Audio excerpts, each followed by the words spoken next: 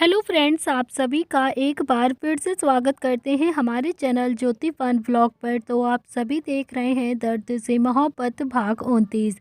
Friend, इससे पहले इस कहानी के 28 भाग अपलोड हो चुके हैं चैनल पर। अगर आप सबने नहीं पढ़ा है तो ज़रूर पढ़ लीजिएगा। तो चलिए देखते हैं। अब तक आपने पढ़ा था, रुद्र ने कहा कि आप जानती हैं कि मैं कौन हूँ। तो रीना महेश्वरी ने कहा कि नहीं बेटा, मैं तो नहीं जानती। तो रुद्र ने कहा कि मैं संजय प्रताप सिंह का बेटा हूँ, रुद्र प्रताप सिंह। ये सुनते ही रीना महेश्वरी की आंखें हैरानी से फैल गईं और मुंह शॉक्ड की वजह से खुला का खुला रह गया। अब देखते हैं आगे। रीना महेश्वरी ने हैरानी से पूछा, क्या तुम सच में संजय के बेटे हो? संजय और संध्या के बेटे? संजय अनीता के बेटे का क्या? वो कहाँ पर है? तो रुद्र ने अभी कॉफी की सिप लेते हुए कहा कि अनीता माँ और पापा के बेटे हमारे साथ ही रहता है, नील नाम है उसका। आप उसकी फोटो देखना चाहेंगी क्या? तो रीना महेश्वरी ने कहा कि हाँ हाँ, क्यों नहीं, दिखाओ। तो मेरी बेस्ट फ्रेंड अनीता का बेटा दिखने में कैसा है? रुद्र ने अपने पॉकेट से अपना फोन निकाला और नील की कुछ फोटोग्राफ्स रीना महेश्वरी को दिखा दी। तो रीना महेश्वरी ने अपनी नम आंखों से कहा कि ये तो बिल्कुल संजय पर गया है, बिल्कुल संजय जैसा ही दिखता है। तुम्हारे पापा बिल्कुल ऐसे ही दिखते थे। तो रुद्र ने कहा कि अगर आपके पास वक्त है तो इंडिया चलिए हमारे साथ। तो नील की बहुत जल्दी शादी होने वाली है। तो रीना महेश्वरी ने कहा कि वादा तो नहीं करती, पर हाँ रुद्र, अगर टाइम मिला तो जरूर आऊंगी नील की शादी में। रुद्र ने रीना महेश्वरी को सबकी फोटो दिखाई, अवनी की, शुभ की, नव्या की, निहाल की, दादा की और दादी जी की भी, जिसे देखकर रीना महेश्वरी काफी ज्यादा इमोशनल हो गई थी। तो रीना महेश्वरी ने अभी किट्टू की फोटो देखकर रुद्र की तरफ देखते हुए पूछा, और ये बच्ची कौन है? मासूम सी दिखती है। तो रीना की बात सुनकर अभी रुद्र के फेस पर एक गहरी मुस्कान आ गई थी। तो रुद्र ने कहा कि ये मेरी वाइफ है, कात्यायनी। तो रीना महेश्वरी से अभी बहुत सारी बात करने के बाद रुद्र मेन बात पर आया और बोला कि आंटी, क्या आप मुझे बताएंगी पापा ने अनीता माँ से शादी की थी या फिर नहीं? तो पापा अनीता माँ से कब मिले थे और कैसे उन दोनों की शादी हुई थी? तो अनीता माँ इंडिया क्यों नहीं आई थी, वो यहीं पर क्यों रही? तो रीना महेश्वरी ने थोड़ा हंसते हुए कहा कि अच्छा, तो तुम्हें अपने पापा और अनीता की लव स्टोरी सुननी है? तो रुद्र ने कहा कि ऐसा ही समझ लीजिए। तो रीना महेश्वरी ने भी हंसते हुए कहा कि तुम्हारे पापा बहुत ज़्यादा शरीफ थे, बहुत ज़्यादा सुलझे और अच्छे इंसान थे, हैंडसम भी बहुत ज़्यादा थे। मैंने भी ट्राई किया था पर मेरा कोई चांस नहीं लगा। तुम्हारे पापा ग्रेजुएशन करने के लिए अमेरिका आए थे। तुम्हारे पापा का एक दोस्त भी था, कुलदीप, एक नंबर का छिछोरा इंसान था। ये सुनकर रुद्र के चेहरे पर एक मीठी सी मुस्कान आ गई। रीना महेश्वरी ने आगे कहा कि अनीता बहुत ज़्यादा शर्मीली और अच्छी प्यारी सी लड़की थी, लड़कों से ज़्यादा दोस्ती नहीं करती थी, ज़्यादा किसी से बात भी नहीं करती थी। खूबसूरत इतनी थी कि मिस वर्ल्ड का भी किताब अपने नाम कर लिया करती थी। मैं और अनीता मेडिकल की पढ़ाई कर रहे थे। कॉलेज के लड़कों से लेकर डॉक्टर ने भी अनीता को प्रपोज करके रखा था, लेकिन अनीता ने किसी का भी प्रपोजल एक्सेप्ट नहीं किया था। तो रुद्र ने पूछा कि आपके पास अनीता माँ की कोई फोटोग्राफ है क्या आंटी? तो रीना महेश्वरी ने अपने मोबाइल में एक ग्रुप फोटो दिखाते हुए कहा कि ये देखो, ये है अनीता। तो रुद्र ने अभी रिक्वेस्ट करके वो फोटो अनीता से अपने फ़ोन में सेंड करवा ली थी। रुद्र ने फिर से पूछा महेश्वरी जी से, बस एक ही फोटो है क्या आपके पास? अनीता माँ और पापा के साथ में कोई भी फोटो नहीं है? तो रीना महेश्वरी ने कहा कि बेटा, पहले ज़्यादा एंड्रॉयड मोबाइल नहीं हुआ करते थे, एक दो पिक ही खिंचवाने के लिए भी हमें बाहर ही जाना होता था। तो रुद्र ने कहा कि अच्छा ठीक है, बताइए ना कि फिर पापा और अनीता माँ कैसे मिले थे एक दूसरे से और कैसे इन लोगों की लव स्टोरी स्टार्ट होती है? महेश्वरी अपने ख्यालों में जाते हुए सोचती है। चलिए फ्रेंड, देखते हैं फ्लैशबैक। संजय के हाथ से ब्लड निकल रहा था और उसका एक दोस्त कुलदीप उसे पकड़कर हॉस्पिटल लेकर जा रहा था। संजय ने कहा, कुलदीप, इतना गहरा घाव नहीं है कि तू मुझे हॉस्पिटल लेकर आ गया है, ये बैंडेज तो घर में भी हो जाती यार। तो कुलदीप ने कहा कि अबे, लोहे से लगी है चोट, कहीं तुझे सेप्टिक हो जाएगा तो एक टिटनेस का इंजेक्शन लगवा लेते हैं। तो संजय ने कहा कि यार तू भी ना बस ऐसे ही फालतू में टेंशन लेता है कुलदीप ने हॉस्पिटल में नज़र घुमाते हुए कहा कि अरे अमेरिका में कितनी गोरी गोरी लड़कियां होती हैं यार, तू बैंडेज करवा ले, मैं ना थोड़ी सी खूबसूरती निहार लूं, क्या पता एक से दो ब्यूटी मुझे भी देखकर इम्प्रेस हो जाएं। तो कुलदीप ने संजय को एक वार्ड में बिठाया और खुद हॉस्पिटल का चक्कर मारने चला गया। संजय बैठा हुआ था कि तभी एक 19 से 20 साल की लड़की संजय के पास आई और उस लड़की ने संजय को देखा तो संजय ने उस लड़की को देखते अपनी नजरें नीचे कर ली। थोड़ी देर के लिए दोनों ही एक दूसरे में खो गए और वो लड़की अपने होश में आई और संजय को देखकर बोली कि क्या हुआ है आपको, आप यहाँ पर बैठे क्यों हैं। तो संजय ने हाथ पर इशारा करते हुए कहा कि लोहे से चोट लग गई है। तो लड़की ने संजय का हाथ पकड़ा और धीरे धीरे उसकी बैंडेज करने लगी। उस लड़की ने एक बार भी संजय की तरफ नहीं देखा और संजय जो लगातार बस अभी उस लड़की को ही देखे जा रहा था। तो संजय के दिल में प्यार की कोई भी घंटियां नहीं बजती थी मगर आज बज रही थी। संजय ने धीरे से पूछा कि आपका नाम क्या है। लड़की ने कहा कि जी। तो संजय ने फिर से पूछा डॉक्टर आपका नाम क्या है। तो लड़की ने कहा कि मैं डॉक्टर नहीं हूँ, मैं अभी मेडिकल की पढ़ाई कर रही हूँ, मेडिकल स्टूडेंट हूँ मैं। तो संजय ने कहा कि तो जो मेडिकल की पढ़ाई करते हैं उनका कोई नाम नहीं होता क्या। तो लड़की ने कहा कि जी जी मेरा नाम अनीता है। अनीता ने कहा कि आपकी पट्टी हो गई है, अब आप यहाँ से जा सकते हैं। तो संजय उठकर वहाँ से जाने लगा कि तभी संजय को याद आया कि उसे तो इंजेक्शन भी लगवाना था। संजय वापस से अनीता के पास आकर बोलता है कि अनीता मुझे ना इंजेक्शन भी लगवाना था, लोहे से चोट लगी है ना इसीलिए। तो अनीता ने हाँ में अपनी गर्दन हिलाई और एक इंजेक्शन तैयार किया, लेकिन अनीता संजय को इंजेक्शन देने से बहुत ज़्यादा कांप रही थी। अनीता ने जैसे तैसे अपने डर को कंट्रोल किया और फिर संजय को इंजेक्शन दे दिया। अनीता ने कहा कि अब आप जा सकते हैं, इंजेक्शन लग गया है। संजय उठकर वहां से चला गया। अनीता भी वार्ड में आ गई और पेशेंट को देखने लगी। तभी अचानक अनीता को अपने ऊपर किसी की नज़र महसूस हुई तो उसने गेट की तरफ देखा तो संजय अभी गेट पर टेक लगाकर अनीता को ही देख रहा था। तो अनीता ने अभी सवाल भरी नज़रों से पूछा कि आप गए नहीं अभी तक। तो संजय ने कहा कि पूछना तो चाहता था कि दोबारा कब आना है। तो अनीता ने अभी बड़ी ही मासूमियत से कहा कि दोबारा आने की ज़रूरत नहीं है, ठीक हो जाएगा, आप टाइम से मेडिसिन खा लीजिएगा, जल्दी ठीक हो जाएगा। संजय ने थोड़ा शरारत भरे लहजे में पूछा और अगर मेडिसिन ना खाऊं तो अनीता ने बिना समझे ही कहा फिर तो आपका आना ही पड़ेगा। तो संजय ने मुस्कुराकर कहा कि ठीक है, यही पूछना था हमें। तो संजय ने अभी अपना मन मार कर वहाँ से चला जाता है। संजय को अभी बाहर कुलदीप मिलता है तो संजय ने कुलदीप के कंधे पर अपना हाथ मारकर कहा कि यार तूने जिंदगी में एक काम ज़रूर अच्छा किया है, बस मुझे इस हॉस्पिटल ले आया। सही कहता था तू, अमेरिका में लड़कियां गोरी गोरी होती हैं और बहुत ही ज़्यादा खूबसूरत भी होती हैं। इसी तरह से फ्लैशबैक एंड होता है। तो रुद्र और रीना महेश्वरी अभी दोनों काफ़ी ज़्यादा हंस रहे थे। रीना महेश्वरी ने कहा तो ये ही था अनीता और संजय की पहली मुलाकात जिसमें तुम्हारे पापा के दिल की घंटी पहली बार में ही बज गई थी। तो रुद्र ने मुस्कुराकर कहा कि नील सच में पापा के ऊपर ही गया है, मुझे लगता है कि उसके साथ भी यही सब हुआ था। इधर इंडिया में इस वक्त निहाल ने गाड़ी प्रताप हाउस के बाहर आकर रोक दी मगर निहाल अभी काफ़ी ज़्यादा डर रहा था दादा दादी से बात करने में। निहाल ने कहा कि उतर जाओ, नव्या घर आ गया है। तभी नव्या थोड़ी सी उदास हो गई थी। नव्या चाहती थी कि निहाल जल्द से जल्द अब दादाजी से बात कर ले ताकि सब कुछ क्लियर हो जाए। तो नव्या ने पूछा कि आप दादी से बात कब करेंगे, मुझे तो बहुत ज़्यादा डर लग रहा है। तो निहाल ने अपनी एक उंगली नव्या के गाल पर फेरते हुए कहा कि बताया तो था ना सुहागरात के बाद। तो नव्या ने कहा कि निहाल जी प्लीज़ मजाक मत कीजिए, मुझे बहुत ज़्यादा डर लग रहा है। निहाल ने अपनी एक आईज ब्लिंक करते हुए कहा कि मजाक नहीं कर रहा हूँ नव्या, मैं सच कह रहा हूँ। तभी नव्या थोड़ा सा गुस्से में गाड़ी से बाहर उतरने लगी तो नव्या अभी उसे घूर रही थी। निहाल उसका हाथ पकड़कर बोलता है नव्या एकदम से मैं दादी से क्या कहूँगा, सोच रहा हूँ कि पहले नील को बता दूँ ताकि दादी मारे तो नील मुझे बचा ले। तो नव्या ने थोड़ा गुस्से में कहा कि और नील भाई से आपको कौन बचाएगा, ज़रा ये बता दीजिए, जब वो मारेंगे तब।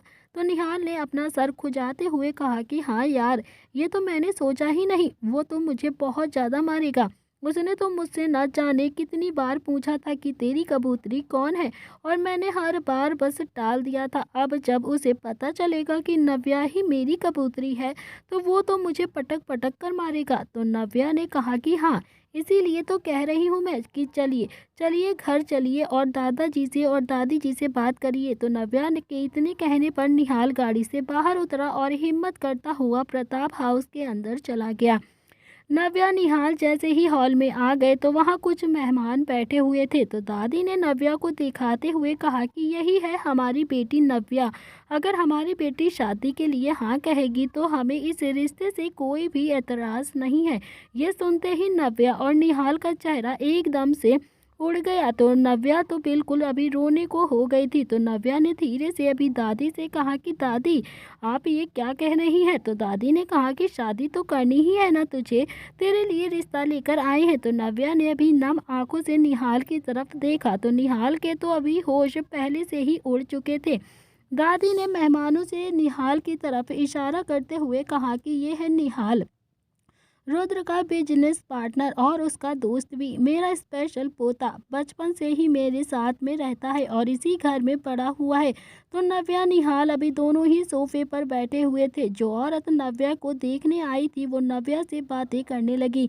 निहाल घूर घूर कर उस लड़के को देख रहा था जो अभी नव्या को देखने के लिए आया था। निहाल ने अपने मन ही मन खुद से कहा कि कमीने, दाढ़ी मूछें तेरी आई नहीं है और शादी करने के लिए आ गया तू, खा ले जितना खाना है खा ले, क्योंकि बाहर जाकर तो तेरा खाया पिया मैं निकालने ही वाला हूँ। तेरी हिम्मत कैसे हुई मेरी नव्या के लिए रिश्ता लेकर आने की?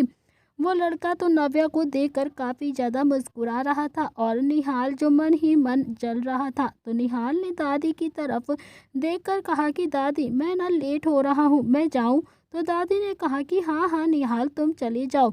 निहाल भी गुस्से में गार्डन में आ गया और निहाल ने अभी गार्डन में 2 से 4 चक्कर लगाकर वीरू को जल्दी से फ़ोन किया। तो निहाल ने अभी वीरू से फ़ोन पर कहा कि नव्या को देखने के लिए कोई छछूंदर आया है, उसे इतना ज़्यादा डरा दो कि प्रताप हाउस के नाम से भी वो डरने लगे। तो वीरू ने कहा कि ओके ठीक है सर, जब वो प्रताप हाउस से बाहर जाएगा ना तो हम उसे डरा देंगे। तो निहाल गुस्से में अभी प्रताप हाउस से बाहर चला गया। कुछ देर बाद मेहमान भी प्रताप हाउस से बाहर चले गए। तो दादी ने अभी नव्या की ओर देखकर कहा कि नव्या, तुम्हें कैसा लगा लड़का? तो नव्या ने थोड़ा गुस्से में कहा कि दादी, मुझे ना अभी शादी नहीं करनी है, बिल्कुल नहीं करनी। कम से कम एक बार मुझसे पूछ तो लेती आप। रुद्र भाई भी यहाँ पर नहीं है और आपने मेहमानों को घर बुला लिया। तो दादी ने कहा कि वो रिश्ता लेकर आए थे, उन्हें ये तो नहीं कह सकते थे ना कि तुम घर से बाहर चले जाओ। खातिरदारी तो करनी ही पड़ती है ना बेटा। और मैं कौन सा तुम्हें शादी करने के लिए कह रही हूँ, मैं तो तुम्हें पूछ रही हूँ, बस सोच समझ कर जवाब दे देना। तो नव्या ने सर पर हाथ मार कर कहा कि अरे दादी, आपको कैसे समझाऊं कि इतना कहकर तभी नव्या अपने कमरे में चली गई। तो नव्या ने अभी कमरे में आकर गुस्से में अपना फ़ोन निकाला और निहाल को कॉल कर दिया। तो नव्या ने गुस्से में कहा, मिल गई आपके दिल को ठंडक। कितनी बार कहा था मैंने आपसे कि दादी से जाकर बात कर लीजिए, लेकिन नहीं नहीं, आपको तो मेरी बात सुननी ही नहीं है। आप मेरी बात सुनते ही कहाँ हैं? आज मेरे रिश्ते की बात हुई है, कल मेरी डोली भी उठ जाएगी और फिर आप मुझे ऐसे ही देखते रहना, फिर लगाना सजी हुई गाड़ी को धक्का और गाना गुनगुनाना, मुबारक हो तुमको ये शादी तुम्हारी, सदा खुश रहो ये दुआ है हमारी। बस यही रहता है आपको करना ना। तो नव्या की बात सुनकर निहाल जोर जोर से हंसने लगा। तो निहाल के हंसने से नव्या को और ज़्यादा इरिटेशन हो गई थी। नव्या ने गुस्से में कहा कि निहाल जी प्लीज़, आप समझते क्यों नहीं है मेरी बात को? आप क्यों ऐसे मजाक में लेते हैं? अगर ऐसे ही चलता रहा तो मेरी शादी फिक्स हो ही जाएगी। तो निहाल ने कहा कि ऐसा कुछ नहीं होगा नव्या, मैं हूँ ना, तुम टेंशन मत लो, मैं सब कुछ ठीक कर दूंगा। बहुत जल्द मैं दादा और दादी से बात करूंगा और फिर हम अपने घर में शिफ्ट हो जाएंगे। तो नव्या ने भी टेंशन में कहा कि पता नहीं कब आएगा वो दिन जब मैं आपके घर आऊंगी, आपके साथ रहूंगी। तो निहाल ने शरारत भरे लहजे में कहा कि बहुत ज़्यादा जल्दी है मेरे पास आने की तुम्हें?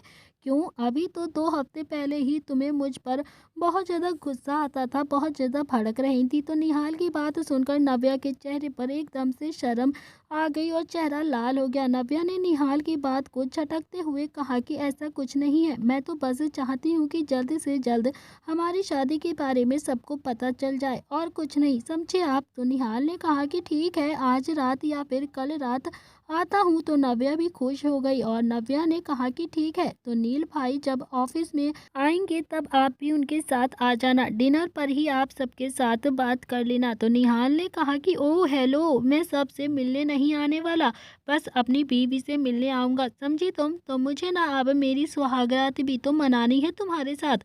नव्या ने थोड़ा गुस्से में फ़ोन ही कट कर दिया और अपने मन ही मन बड़बड़ाने लगी।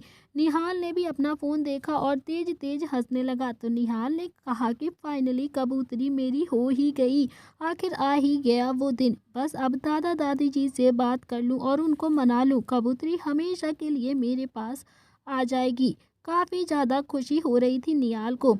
इधर कॉलेज में किट्टू दिशा क्लास ले रही थी, लेकिन दोनों का ही ध्यान अभी क्लास में नहीं था। दिशा का ध्यान तो अभी शुभ में ही था, वो तो बस अभी शुभ को जल्द से जल्द पैसे देना चाहती थी। लेकिन शुभ और नील कल रात से ही घर नहीं आए थे, कल रात को भी वो देर से आए थे, जब तक दिशा सो चुकी थी। किट्टू का ध्यान रुद्र में था। पिछले कितने ही दिनों से उसने रुद्र से ना ही बात की थी और ना ही रुद्र को देखा था। रुद्र का कोई भी मैसेज नहीं आया था और ना ही कोई कॉल आई थी। किट्टू ने दिशा को मैसेज किया कि दिशा चलो ऑफिस चलते हैं, मैं ना निहाल भाई से कहूँगी, शायद वो मेरी बात रुद्र जी से करा देंगे। तो दिशा ने भी सोचा कि वो भी शुभ को वहीं पर पैसे दे देगी। तो दिशा ने कहा कि हाँ, क्लास खत्म हो जाए फिर हम दोनों ही चलते हैं। तो दिशा और किट्टू अभी दोनों ही रुद्र के ऑफिस में पहुंच चुकी थी। किट्टू और दिशा सीधा रुद्र के कैबिन में गई। तो किट्टू ने अभी रुद्र का कैबिन देखा तो उसकी आंखें एकदम से नम हो गई थी।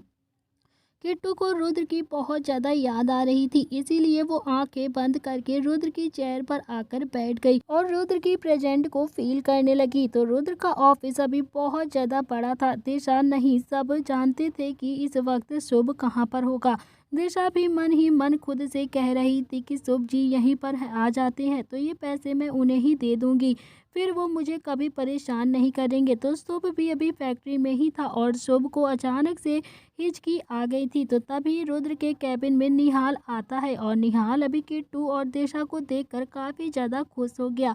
निहाल ने किट्टू को देखकर बहुत ज़्यादा मजाक करते हुए कहा कि क्या हुआ किट्टू भाभी, उस हार्टलेस की याद आ रही है क्या जो आप यहाँ उसके कैबिन में बैठी हैं? तो किट्टू की आंखों में अभी पानी रुकने का नाम ही नहीं ले रहा था, वो बह गया। किट्टू ने हाँ में अपनी गर्दन हिला दी। तो किट्टू ने इशारों में कहा कि प्लीज़ मेरी रुद्र जी से बात करा दीजिए। तो किट्टू की हालत देखकर निहाल भी काफ़ी ज़्यादा सीरियस हो गया। निहाल ने कहा कि अच्छा किट्टू भाभी, तुम मेरे कैबिन में चलो, मैं तुम्हारी बात करा देता हूँ, परेशान होने की ज़रूरत नहीं है। किट्टू निहाल के कैबिन में चली गई और दिशा रुद्र के कैबिन में ही बैठी रही। तो शुभ अभी भी फैक्ट्री में ही काम संभाल रहा था। तभी शुभ के पास रुद्र का मैनेजर आकर बोला कि सर, दिशा और किट्टू मैम रुद्र सर के कैबिन में बैठी हैं। ये सुनते ही शुभ के पैरों में तो जैसे पहिए ही लग गए हो। शुभ भागता हुआ रुद्र के कैबिन में गया तो दिशा अभी सोफे पर बैठी हुई थी। दिशा ने नजरें उठाकर देखा तो शुभ अभी कैबिन के गेट पर खड़ा हुआ काफी ज्यादा हाँफ रहा था, क्योंकि वो फैक्ट्री से लेकर ऑफिस तक भागता हुआ आया था। तो शुभ ने अभी टेबल पर रखे हुए गिलास का पानी उठाया और पानी पीने लगा। शुभ को देखकर दिशा फिर से अनकंफर्टेबल फील करने लगी। शुभ ने अभी पानी पी लिया था और दिशा के पास सोफे पर आकर बैठ गया। शुभ ने दिशा की तरफ देखकर कहा कि मुझसे मिलने आई थी क्या? तो दिशा ने थोड़ा घबराते हुए कहा कि हाँ नहीं, हाँ मतलब नहीं, हाँ आपसे मिलने ही आई थी मैं। शुभ ने मुस्कुराते हुए कहा कि तो बताओ क्यों मिलना था मुझसे तुम्हें? तो दिशा घबराहट के मारे एकदम से खड़ी हो गई और अपने बैग के पास गई जो रुद्र के मेन टेबल पर रखा हुआ था। दिशा ने उसमें से पैसे का लिफाफा निकाल कर शुभ की तरफ बढ़ाते हुए कहा कि मैं आपके लिए ये लाई थी। तो शुभ ने अभी लिफाफा ले लिया और पूछा कि क्या है इसमें? तो दिशा ने थोड़ा डरते हुए कहा कि आप खुद ही देख लीजिए कि क्या है इसमें, मैं नहीं बताऊंगी आपको। तो शुभ ने सोचा कि शायद उसके लिए कोई गिफ्ट है। शुभ ने एक नज़र दिशा को देखा और फिर लिफाफे को। तो शुभ ने लिफाफा को खोल कर देखा तो उसमें बहुत सारे पैसे थे। शुभ को पैसे देखकर थोड़ा गुस्सा आ गया था। शुभ ने गुस्से में कहा कि दिशा क्या है ये। तो शुभ के गुस्सा होने से दिशा की आंखें एकदम से नम हो गई। दिशा ने डरते हुए कहा कि आपके लैपटॉप के पैसे। ये सुनते ही शुभ का गुस्सा और भी ज़्यादा डबल हो गया। तो शुभ ने अभी गुस्से में दिशा की बाजुओं को पकड़ा और उससे पूछा कि ये पैसे कहाँ से लाई हो तुम, किसने दिए हैं तुम्हें इतने सारे पैसे, बताओ मुझे। तो दिशा ने अभी रोते हुए कहा कि वो क्या बताऊं कि कहीं से भी लाई हूं मैं ये पैसे, क्यों बताऊं आपको, मैंने आपके लैपटॉप के पैसे आपको दे दिए हैं। अब आप मुझे परेशान नहीं करेंगे और ना ही मुझे बार बार लैपटॉप की धमकी देंगे। तो शुभ ने गुस्से में दिशा की बाजू को पकड़ा और उसे दीवार से लगा दिया। तो शुभ ने अभी दांत पीसते हुए कहा कि दिशा मुझे बताओ कि ये पैसे तुम कहाँ से लेकर आई हो। तो दिशा ने रोते हुए कहा कि फिक्र मत कीजिए, आपके घर से नहीं चुराए हैं, जहाँ से भी लाई हूँ लीगल तरीके से ही लेकर आई हूँ, गलत काम करके नहीं लेकर आई हूँ ये पैसे। अब छोड़िए, मुझे दर्द हो रहा है। तो इधर दूसरी तरफ वीरू जो एक गाड़ी में बैठा हुआ था, तभी वो लड़का जो नव्या को देखने के लिए प्रताप हाउस आया था एक मॉल से निकल रहा था और उस गाड़ी में बैठ गया। तो उस लड़के ने अभी वीरू को देखकर कहा कि आप कौन है और मेरी गाड़ी में क्या कर रहे हैं। तो वीरू ने कहा कि तुम्हारा इंतजार कर रहा हूँ, और क्या करूँगा तुम्हारी गाड़ी में, अब तुम्हारी गाड़ी इतनी छोटी सी है, मैं इसमें मुजरा तो नहीं देख सकता ना, और ना ही मुजरा कर सकता हूँ। उस लड़के ने कहा कि आप मेरा इंतजार क्यों कर रहे थे, मैं तो आपको जानता भी नहीं। तो वीरू ने कहा कि कल तुम किसी लड़की को देखने गए थे ना, तो वो लड़की तुम्हें पसंद आ गई थी। और उस लड़के ने हंसते हुए कहा कि हाँ, बहुत ज़्यादा पसंद आई, बहुत प्यारी, मासूम और सुंदर भी बहुत है। अगर वो हाँ कर देंगी ना तो कल ही बारात लेकर चला जाऊंगा मैं। तो वीरू ने सर पर हाथ मार कर कहा कि हे भगवान, ये लड़का क्यों अपनी मौत को बुला रहा है। देख भाई, माफिया डॉन का नाम सुना है क्या तूने। उस लड़के ने नाम में अपनी गर्दन हिला दी। तो वीरू ने कहा कि निहाल राजपूत। तो निहाल राजपूत है माफिया डॉन, पता है कितना खतरनाक आदमी है ये, हंसते हंसते गोली मार देता है ये। तो निहाल राजपूत का दिल उस लड़की पर आ चुका है, और अगर तू उसे ना शादी करेगा तो तुझे भी वो हंसते हंसते ही गोली मार देगा, और फिर मना लेना तू अपनी शादी उस लड़की से। अपनी जान प्यारी है तो भूल जा नव्या को, और हाँ, कोई अच्छी लड़की देखकर अपनी शादी कर ले। उस लड़के ने थोड़ा घबराते हुए कहा, लेकिन मुझे नव्या बहुत पसंद है। तो वीरू ने कहा कि ठीक है, जान पा रही है कि वो लड़की पसंद है, अब तू ही डिसाइड कर ले। उस लड़के ने डरते हुए कहा कि जान प्यारी है। तो वीरू ने कहा कि तो बस फिर अपनी जान को अपने पास रख और नव्या प्रताप सिंह को भूल जा। मैं तेरी भलाइयाँ लेकर तुझे समझा रहा हूँ, समझा, वरना अगर निहाल राजपूत होता तो अब तक तुझे मार चुका होता। बॉक्सर चैंपियन रह चुका है वो, मारता बहुत है वो, बहुत ज़्यादा। उस लड़के ने हाँ में अपनी गर्दन हिला दी और जैसे वो सब कुछ समझ गया हो। तो वीरू ने कहा कि गुड। उस लड़के ने थोड़ा डरते हुए पूछा कि आप कौन है। तो वीरू ने कहा कि मैं नव्या का भाई हूँ और उसका जेठ, दोनों ही समझ ले तू।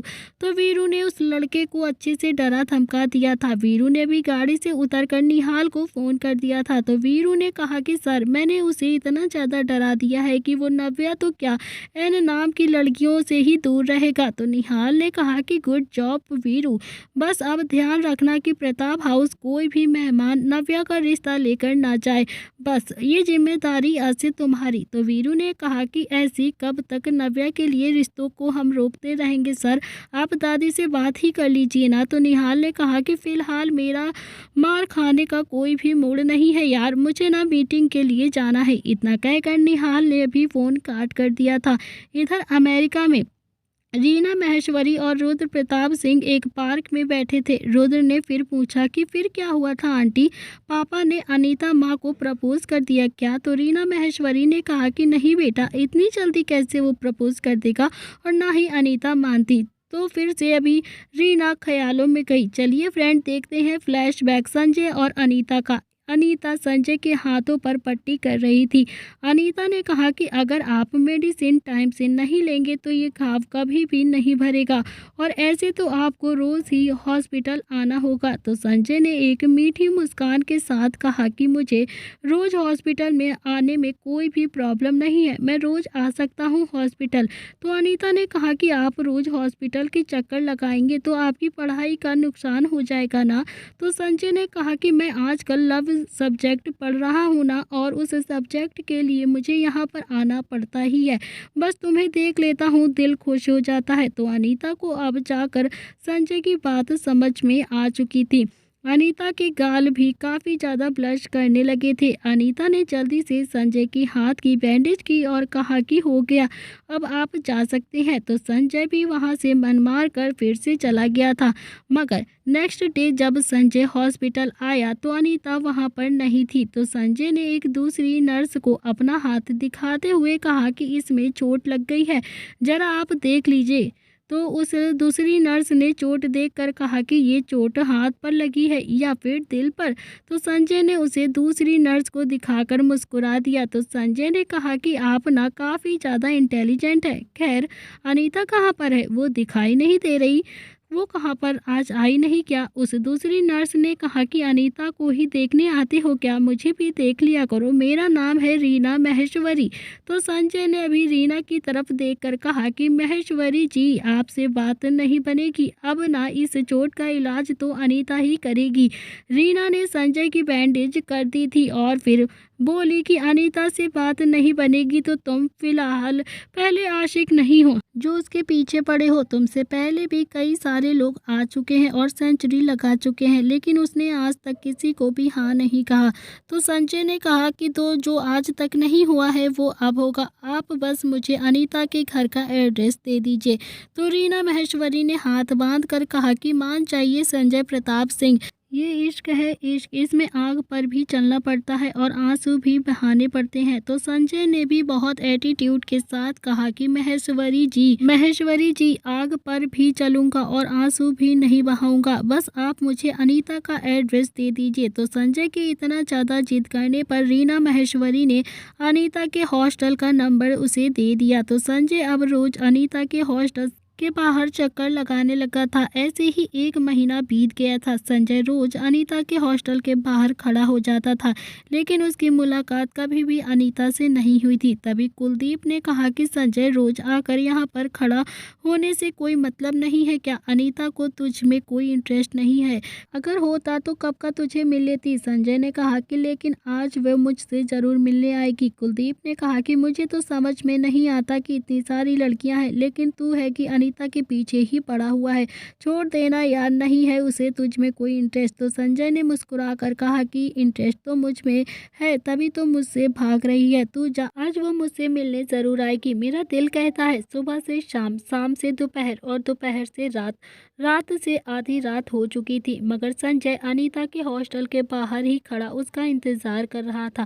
थोड़ी देर बाद ही बारिश आने लगी थी, लेकिन संजय अभी भी वहां से नहीं हिला था। संजय बारिश में भी भीगता रहा और हॉस्टल को देखता रहा। तो कुलदीप अभी गाड़ी में बैठा बैठा सो गया था, लेकिन संजय गाड़ी से टेक लगाकर बस अनीता के हॉस्टल को ही देख रहा था।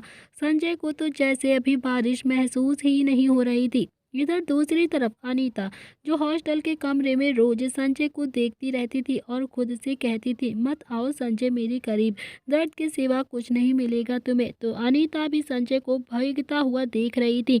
अचानक ही अनीता के दिल में एक दर्द सा पैदा हुआ और न चाहते हुए भी अनीता संजय से मिलने हॉस्टल के बाहर आ चुकी थी। तो अनीता ने भी सीधा जाकर गुस्से में संजय के गाल पर एक जोरदार चांटा मार दिया था। अनीता बहुत ज़्यादा गुस्से में थी, लेकिन अनीता को देखकर संजय के चेहरे पर एक मुस्कान आ गई थी। अनीता ने लगभग चिल्लाते हुए कहा कि प्रॉब्लम क्या है तुम्हारी?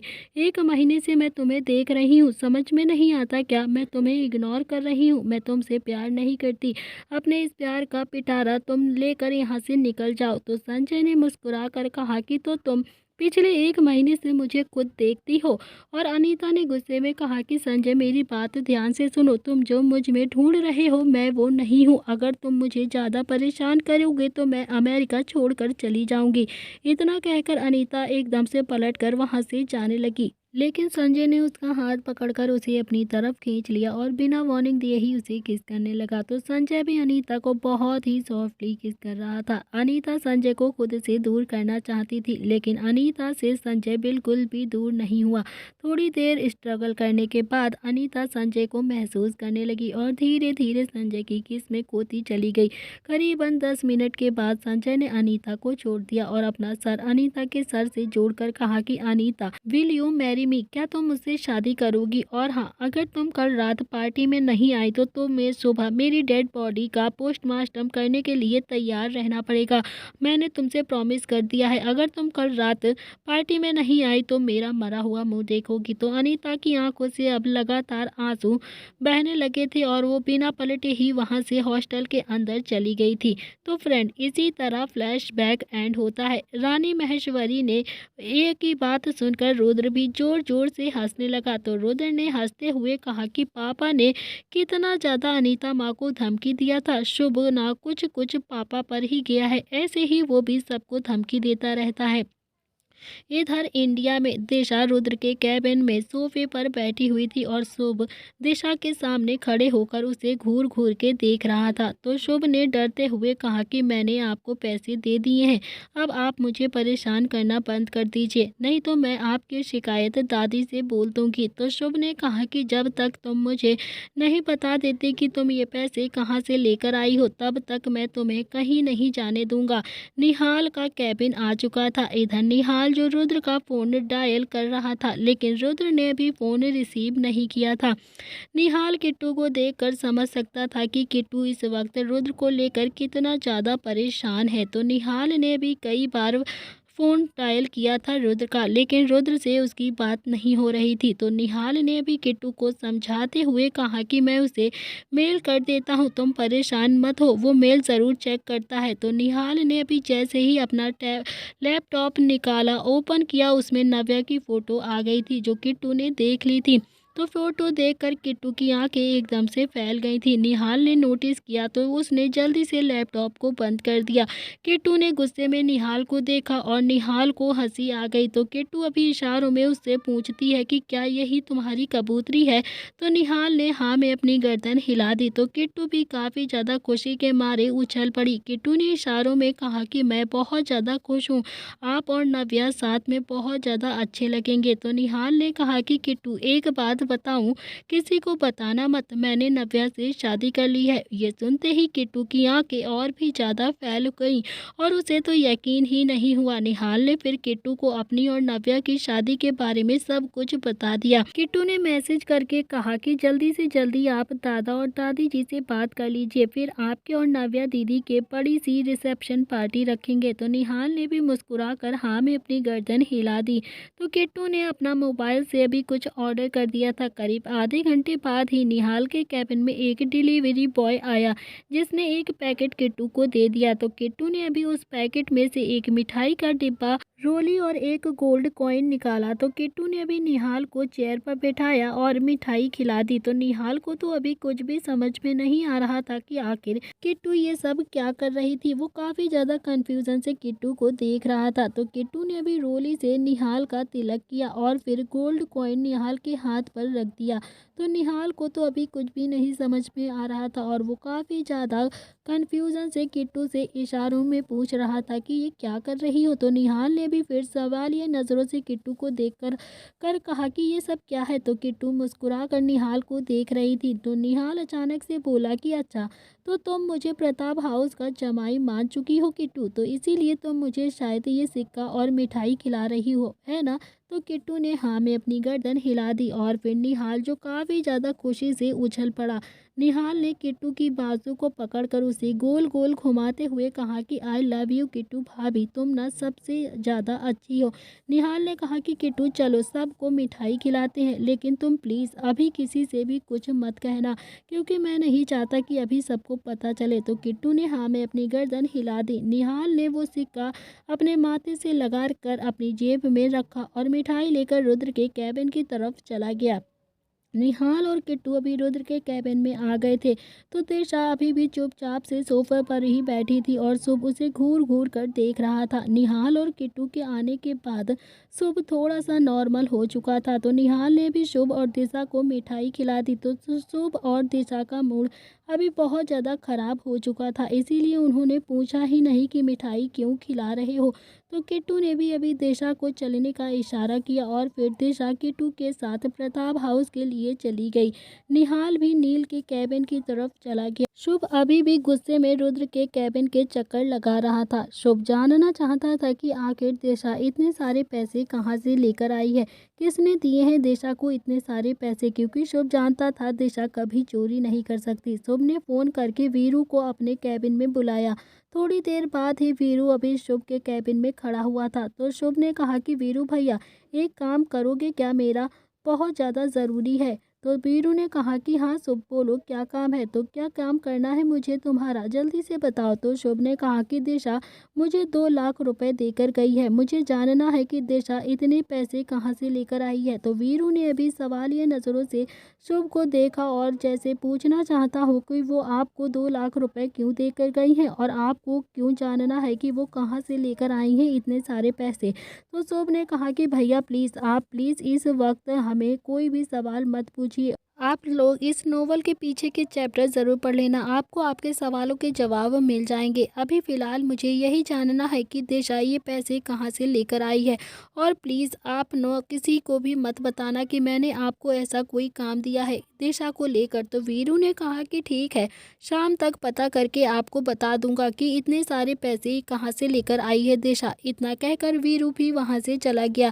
तो वीरू रुद्र के ऑफिस से बाहर आया और खुद से ही कहने लगा कि सारी मोहब्बत में बावले हो रहे थे, बहुत अच्छा है, अच्छा ही है कि मैं बचा हुआ हूँ, लेकिन मुझे लगता है कि शायद राइटर मुझे भी छोड़ेगी नहीं। निहाल भी नील के कैबिन में आ गया था। नील बहुत ध्यान से अपना काम कर रहा था, तो निहाल ने भी नील को देखकर अपने मन ही मन सोचा कि निहाल तू मिठाई लेकर तो आ गया है, पर इसे कहेगा क्या, क्या बताएगा इसे कि ये किस चीज़ की मिठाई है, ये तो वो बाल की खाल ही उधेड़ देगा। तो निहाल अभी मिठाई लेकर आया और उसने धनराज अंकल को मिठाई खिलाते हुए कहा कि अंकल जी मिठाई खाइए। तो धनराज ने पूछा कि बेटा किस बात की मिठाई खिला रहे हो तुम। तो निहाल ने कहा कि वो नील बहुत जल्द ही मेहनत करके कुछ काम सीख रहा है ना, इसीलिए तो इसी खुशी में मैं मिठाई बांट रहा हूँ। तो नील ने लैपटॉप पर अपनी उंगली चलाते हुए कहा कि निहाल अंकल को पागल मत बना, समझे, मेरा ध्यान तुझ पर ही है, मैं इतनी ध्यान से काम नहीं कर रहा हूँ जो तुझे लग रहा है। तो निहाल ने अभी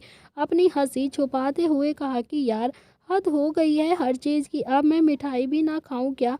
तो नील ने कहा कि मैं कुछ दिनों से बहुत ज़्यादा बिजी हूँ, इसीलिए तुम मेरे हाथ से निकल रहा है ना। अब चुपचाप से बता कि मिठाई किस खुशी में बांट रहा है तू, जल्दी बता, नहीं तो आज तेरी खैर नहीं, कहीं तेरी कबूतरी ने हाँ तो नहीं कर दी। तो निहाल ने कहा कि यार किट्टू ने मंगवाई थी, इसीलिए मैंने सोचा कि सब मिल बांट कर ही खा लेते हैं। तो नील की नज़र अभी निहाल के माथे पर गई जहाँ किट्टू ने अभी तिलक लगाया हुआ था। तो नील ने पूछा कि और ये तिलक ये कहाँ से लगा लिया तूने, ये किसने लगाया है बता। तो निहाल ने कहा कि बस ऑफिस आने से पहले मैं मंदिर गया था, वहीं पर लगा दिया था।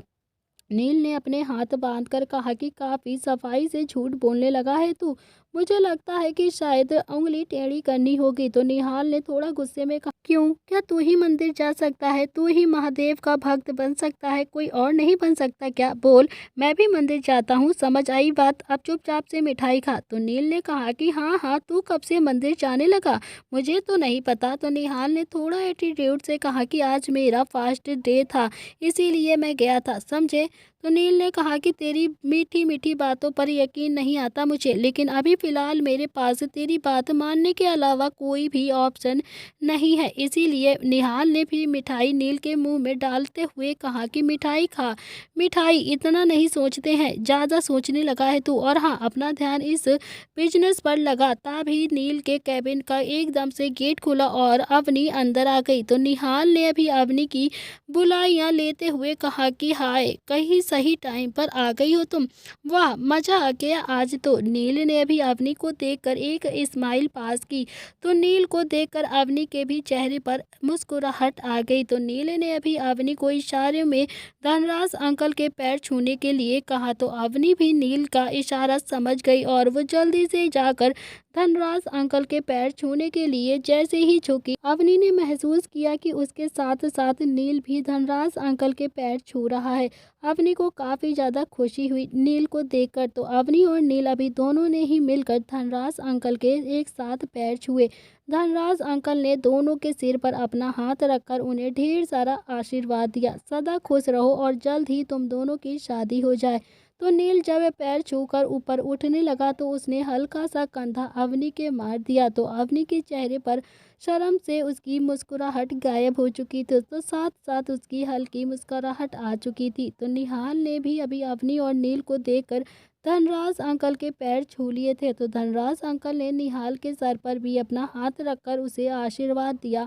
सदा खुश रहो और तुम भी जल्दी से शादी कर लो। तो निहाल एकदम से उठ गया और कहने लगा कि हाय अंकल, वो दिन कब आएगा जब मैं अपनी बीवी के साथ आपके पैर छुआऊंगा। धनराज ने निहाल के कान में धीरे से कहा कि बेटियां पैर नहीं छूती हैं बेटा। तो निहाल को अभी कुछ भी समझ में नहीं आया, लेकिन अगले ही पल निहाल हैरानी से धनराज को देखने लगता है। तो धनराज ने फिर मुस्कुराते हुए निहाल के कान में धीरे से कहा कि निहाल, मैं जानता हूँ कि तुमने नव्या से शादी कर ली है, मुझे ये ना पहाड़ा मत पढ़ा। तो धनराज के मुंह से ये बात सुनकर निहाल ने अभी धनराज अंकल के सामने हाथ जोड़ लिए थे। तो निहाल ने अभी आंखों ही आंखों में उनसे रिक्वेस्ट करके इशारों में कहा कि प्लीज़ चुप रहिए अंकल, नहीं तो ये जान गया तो जान ही ले लेगा मेरी। निहाल ने फिर थोड़ा तेजी से कहा, चलिए अंकल, इन नोबिता और सुजिका को रोमांस करने देते हैं, मैं और आप बाहर चलते हैं। इतना कहकर निहाल ने धनराज अंकल की बाजुओं को पकड़ा और उन्हें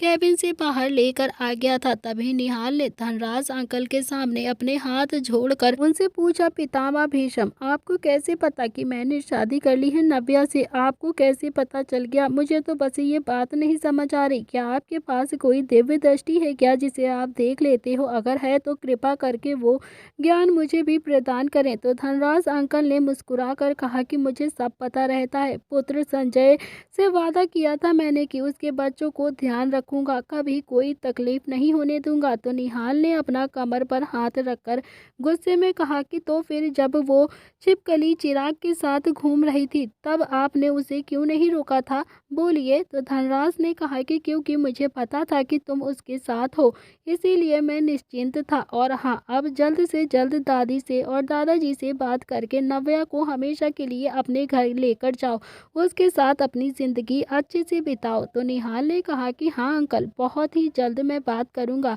लेकिन किसी को भी मत बताना अभी, मैं थोड़ा सा हिम्मत इकट्ठी कर लूँ पहले, उसके बाद सबसे बात कर लूँगा। तो धनराज अंकल ने कहा कि अगर तुमसे बात नहीं होती तो तुम मुझे बता दो, मैं बात कर लूँगा दादा दादी से। वैसे भी तुमसे ज़्यादा अच्छा लड़का नव्या को कहीं मिल ही नहीं सकता बेटा, तुम नव्या के लिए परफेक्ट हो, एकदम से परफेक्ट। तो निहाल और धनराज अभी बात करते करते निहाल की कैबिन की तरफ चले गए थे। इधर दूसरी तरफ रुद्र के कैबिन में शुभ, जो बेचैनी से अभी चक्कर लगा रहा था, उसके दिमाग में दिशा का ख्याल जा ही नहीं रहा था। तभी वहां पर कैबिन में वीरू की एंट्री होती है। वीरू को देखकर शुभ ने एक्साइटेड होकर पूछा कि क्या हुआ भैया, पता चला कि दिशा इतने पैसे कहाँ से लेकर आई थी? तो वीरू ने हाँ में अपनी गर्दन हिला दी। तो शुभ ने अभी वीरू का हाथ पकड़कर उसे सोफे पर बैठाया और पानी का गिलास पकड़ाते हुए कहा कि तो बताइए ना भैया कि कहाँ से लेकर आई है दिशा इतने सारे पैसे। तो वीरू ने अभी पानी पीकर कहा कि उसके पास कोई चेन थी और उसने वो बेच दी है। कुछ दिन पहले वो दादी के साथ ज्वेलरी शॉप के बाहर गई थी अवनी के लिए ज्वेलरी लेने के लिए, तो उसने वही चेन बेच दी है। ये बात सुनकर शुभ के दिल में धक सी हो गई और वो वीरू के पास सोफे पर बैठ गया। तो शुभ ने अभी हैरानी से वीरू से पूछा कि उसने वो चेन बेच दी और दादी को पता भी नहीं चला वीरू भैया। तो वीरू ने कहा कि उसने चेन चुपचाप से बेची थी ताकि दादी को पता ना चले। उसने सेल्स गर्ल को किसी को भी कुछ बताने के लिए मना किया था और उस सेल्स गर्ल से रिक्वेस्ट की थी वो किसी को भी कुछ ना बताए, इसीलिए उस लड़की ने भी किसी को कुछ नहीं बताया। तो शुभ ने वीरू को जाने के लिए कह दिया और वीरू वहां से चला गया। शुभ को अब काफी ज्यादा बुरा लग रहा था, अपने ऊपर गुस्सा आ रहा था। इधर नील का कैबिन था। निहाल और धनराज के जाते ही नील ने अवनी को अपनी बाहों में भर लिया। तो अवनी ने अपने हाथ नील की गर्दन में लपेटते हुए कहा कि तो आप निहाल और धनराज अंकल के जाने का वेट ही कर रहे थे ना। तो नील ने भी एक छोटे बच्चे की तरह मुस्कुराते हुए हाँ में अपनी गर्दन हिला दी। तो अवनी के चेहरे पर भी एक मुस्कान आ गई थी। अगले ही पल नील ने अपने होंठ अवनी के होंठों पर रख दिए और उसे किस करने लगा। अवनी भी नील का साथ दे रही थी। दोनों की आंखें एकदम से बंद थीं और दोनों ही एक दूसरे को डीपली किस कर रहे थे। तो एक डीप किस करने के बाद नील ने अपना सर अवनी के सर से जोड़कर कहा कि आई लव यू अवनी, तुम्हारे बिना जिया नहीं जाता यार, बहुत प्यार करता हूँ तुमसे, कब आओगी तुम हमेशा के लिए मेरी बन के। तो अवनी ने कहा कि नील मुझे ना आपसे एक ज़रूरी बात करनी है। तो नील तो अब बस अवनी के गालों पर किस करता रहता है और फिर वो उसके गर्दन पर आ गया था। तो अवनी ने नील को खुद से दूर करके कहा कि नील आप मेरी बात तो सुनो, मुझे ना कुछ बात करनी है आपसे। तो नील ने अभी अवनी का हाथ पकड़कर उसे अपनी तरफ खींच लिया और फिर उसे किस करने लगा। तो अवनी ने फिर उसे दूर किया और जोर से बोली अब प्लीज नील, मैं ना कनाडा जा रही हूँ, तो चुप रहिए आप। ये सुनते ही नील को ना पहले से काफी ज्यादा हैरानी हो गई और फिर उसका खिला हुआ चेहरा उतर गया। इधर दूसरी तरफ शुभ का दिमाग अब पूरी तरह से खराब हो चुका था। उसे दिशा की हर छोटी बड़ी बात याद आ रही थी। शुभ सोफे पर बैठा हुआ था और उसने अपनी आंखें बंद की हुई थी। शुभ को याद आया कि जब वो पहली बार दिशा से टकराया था, दिशा का हाथ जला हुआ था। शुभ का दिशा को डांटना, दिशा का शुभ से इतना ज्यादा डरना, शुभ का दिशा को जबरदस्ती मिर्च का खाना खिलाना, दिशा को रास्ते में छोड़कर आना, दिशा को बात बात पर लैपटॉप के लिए ब्लैकमेल करना, उसे बहुत ज़्यादा बुरा लग रहा था। दिशा को रंग लगाने के लिए मजबूर करना, उसे फैक्ट्री में छोड़कर आना, फिर उसे फैक्ट्री में ज़बरदस्ती किस करना। शुभ को शुरुआत से लेकर अंत तक दिशा की हर छोटी सी छोटी बात याद आ रही थी।